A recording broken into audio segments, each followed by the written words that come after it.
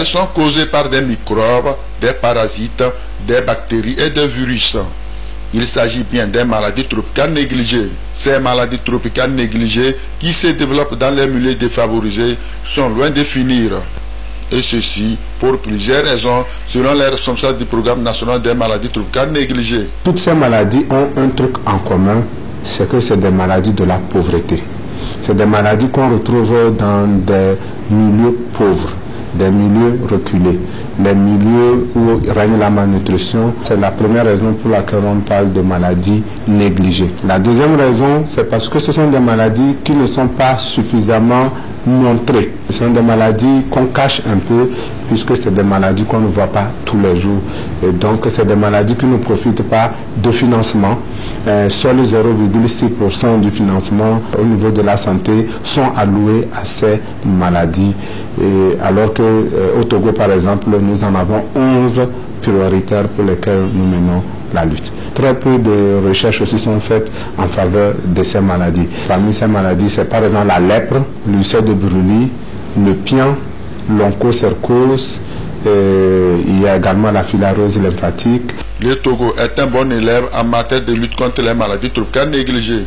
Le pays a éliminé 4 de ces maladies tropicales sur les 11 prioritaires, ce qui a permis à l'Organisation mondiale de la santé OMS de décerner un prix spécial aux premiers dirigeants du pays pour les efforts consentis pour l'éradication de ces 4 maladies tropicales. Cette institution onusienne place ainsi le Togo comme le premier pays en Afrique à éliminer 4 maladies tropicales négligées. Ce sont le ver de Guinée qui a été éliminé en 2011, la filariose lymphatique éliminée en 2017, le trachome éliminé en 2022 et la trypanosomiase humaine africaine qui a été éliminée en 2020. C'est à saluer, c'est surtout grâce on va dire, à la volonté politique de notre gouvernement et à travers le ministère de la Santé qui ont mis beaucoup tout en œuvre pour aider tous ceux qui luttent contre les maladies tropicales négligées afin d'arriver à ce résultat. Mais au-delà de ces prouesses, du chemin reste à parcourir pour mettre ces maladies tropicales hors de nos frontières.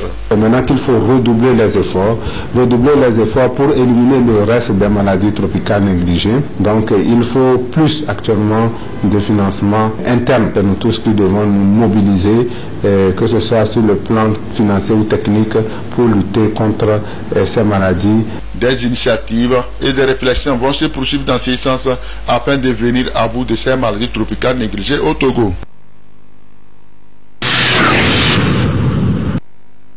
Le gouvernement togolais veut renforcer la lutte contre l'accès des jeunes aux substances toxiques et nocives au Togo. Le sujet a fait objet d'une communication au premier conseil des ministres en date du mercredi 11 janvier 2023. Il a été question d'exhorter et d'encourager les parents et les responsables d'établissements scolaires à prendre des mesures visant à prévenir les comportements addictifs chez les jeunes et à réduire la prévalence de la consommation des substances nocives en milieu scolaire et extrascolaire. Certains responsables d'école ont pris acte de cette décision et ont mis en place une batterie de mesures pour faire face au phénomène dans leurs établissements scolaires respectifs. À notre niveau, nous avons mis sur pied un comité anti-drogue. Et ce comité est composé des élèves, des enseignants, des parents d'élèves et des revendeuses de l'établissement.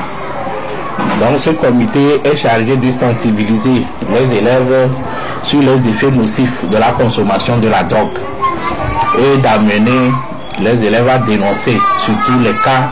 Nous avons mis à contribution les majors de classe, les titulaires de classe, le corps professoral, le comité des élèves, les surveillants, pour nous aider dans ce sens.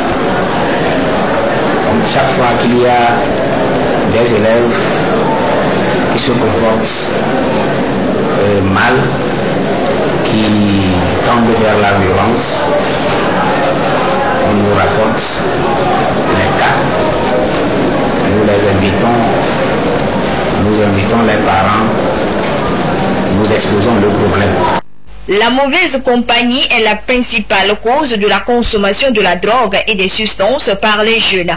Ces substances nocives ont des conséquences néfastes sur la santé, l'éducation et sur le plan social. Certains élèves sont conscients du danger. Nous remercions le chef de l'établissement pour la sensibilisation, pour l'évitation de l'abus, bien la consommation de la drogue dans le milieu scolaire. On nous parle souvent à l'école que c'est pas bon de consommer la drogue. C'est mauvais pour la santé.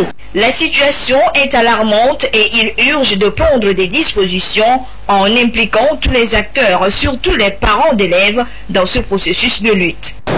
Ils doivent prendre des dispositions depuis la maison, contrôler leurs enfants, chercher à voir comment ils vivent en dehors de la maison et en dehors des cours qu'ils visitent. Nous prions vraiment les parents d'avoir un œil sur les enfants, et du moins à la maison et les week-ends.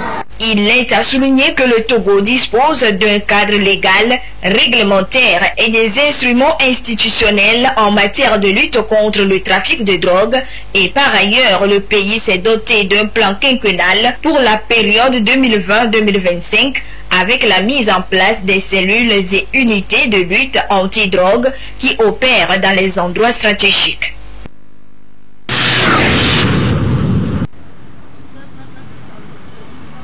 Des tas d'ordures et de déchets toxiques dans les caniveaux, c'est le constat amer fait ici en face de l'église catholique Marie Théotokos et du CMS Agoué en passant par les rails à Assieye.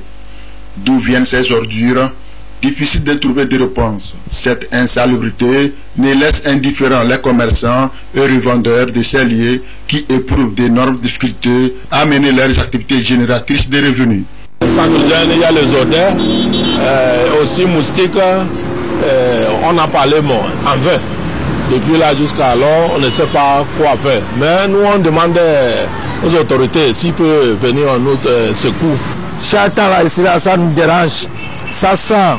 Si on vient ici jusqu'à aller à la maison, là, si on ne prend pas des médicaments là, le lendemain, on n'arrive pas à venir. Si là, le lendemain, si on vient là, on revoit les mêmes choses. S'il pleut même, on ne peut pas rester ici. Chaque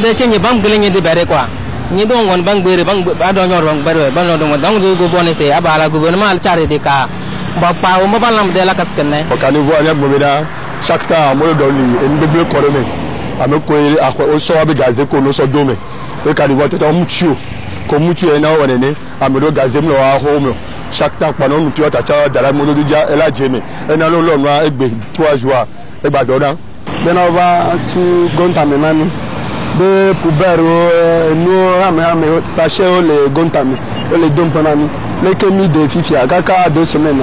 Elle a battu Gontami, 1000 de kuna vena va tu nani do jala tinan de la to men bata me agon bolo nyeto no bolo son dendo kominas bakon basendu ya yele nyeto lo pe bacha badin basendu no duro mesi ya mbaboyo.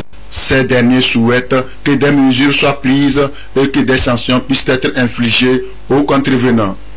Et pour en finir avec le phénomène et assainir le milieu pour le rendre propice et vivable, voici quelques approches des solutions. On a quand même un groupe de contrôle aussi, ça va nous avantager.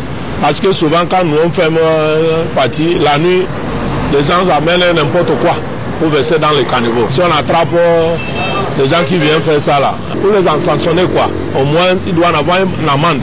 Pourquoi ici on fait des galettes pour couvrir? Les autorités aussi n'ont qu'à mettre les agents de sécurité comme ça. Si quelqu'un verse les déchets dedans, donc on les arrête et on fait ce qu'il faut.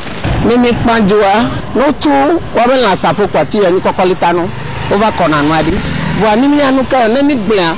On a bien mis sur les miens, les filles, nous nous donnons.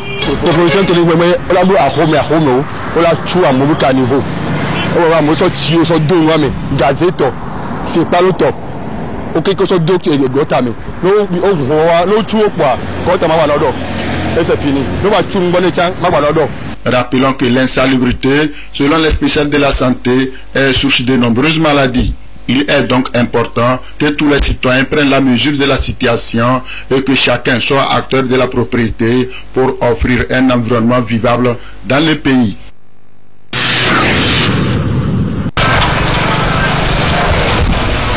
Komlan Okpaoun, âgé de 50 ans, est une personne en situation de handicap physique. Mais sa condition ne l'empêche pas de mener des activités génératrices de revenus lui permettant de gagner son pain quotidien. Il s'est lancé depuis 2014 dans la meunerie. Komlan exploite tous les jours ce moulin à céréales et celui des épices au quartier Nyamansigan dans la commune Aguenive 1. Je fabrique la farine, je fais un peu de tout pour trouver à manger. Il dispose aussi d'une machine d'aiguisage pour coupe-coupe, couteau et des pièces de moulin.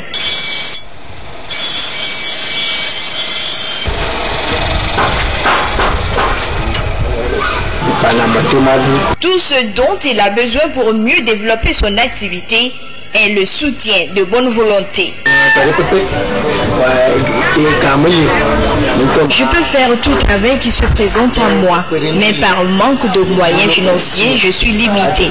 J'aimerais bien qu'on me vienne en aide.